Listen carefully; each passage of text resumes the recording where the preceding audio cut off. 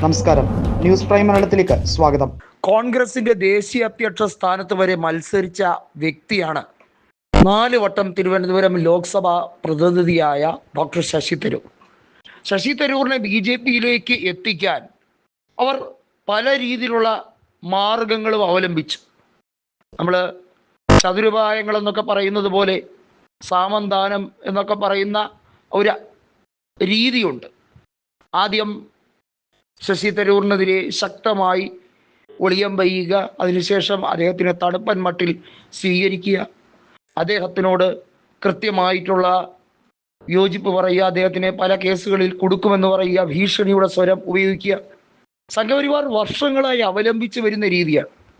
അഴിമതിക്കാരനാണോ അവർ BJP പാളയത്തിലേക്ക് എത്ര പെട്ടെന്ന് എത്തുന്നു എന്നുള്ളത് മാത്രം നോക്കിയാൽ മതി.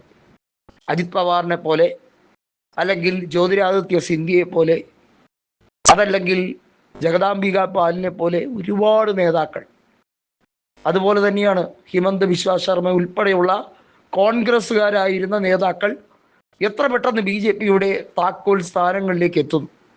അവർക്ക് പിന്നീട് ഒരു കിഴക്കിഴക്കും നോക്കണ്ട, കാരണം അവർ സേഫാണ്, അധികാരമുണ്ട്. അതുകൊണ്ട് തന്നെ ED-യോ കസ്റ്റംസോ മറ്റ് അന്വേഷണ ഉദ്യോഗസ്ഥരോ അവരെ പൂട്ടില്ല എന്ന വിശ്വാസമാണ്.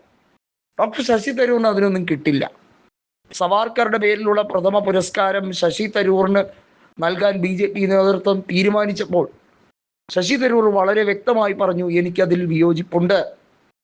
എന്നാൽ ഡോക്ടർ ശശി തരൂറിനെ വിടാതെ പിന്തുടരുകയാണ്. അദ്ദേഹം എവിടെയെങ്കിലും നിന്ന് ചായ കുടിക്കുകയോ ഏതെങ്കിലും ഹോട്ടലിൽ ഇരുന്ന് ഭക്ഷണം കഴിക്കുകയോ ചെയ്യുകയാണെങ്കിൽ അവിടെ കൊണ്ടുവന്ന് കൊടുത്ത് ഒരു ഫോട്ടോ എടുപ്പിച്ച് സവാർക്കർ പുരസ്കാരം ഞങ്ങൾ സമ്മാനിച്ചു എന്ന് പറഞ്ഞു വരുത്താനാണ് BJP രാജ്നാഥ് സിംഗിനെ പറഞ്ഞു വിട്ടിരിക്കുന്നത്. ഒന്ന് ആലോചിച്ച് നോക്കിയാണ് രാജ്നാഥ് സിംഗിൻ്റെ ഒക്കെ ഒരു ഗതികേട്.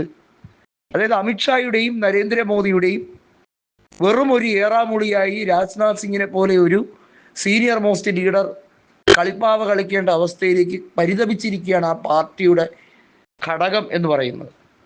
രാജ്നാഥ് സിംഗും സുഷമ സ്വരാജും ഒക്കെ അദ്വാനിയും വാജ്പേയിയും ഒക്കെ സീനിയർ മോസ്റ്റ് ആയിരിക്കുമ്പോൾ തന്നെ ഉണ്ടായിരുന്ന നേതാക്കളാണ്.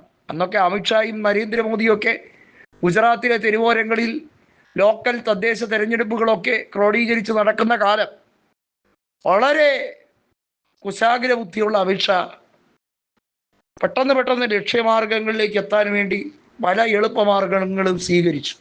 അത് ശാശ്വതമല്ലെങ്കിൽ പോലും ഇപ്പോൾ അത് തന്നെയാണ് ഏറ്റവും നല്ല രീതി എന്നും പറഞ്ഞിരിക്കുകയാണ്.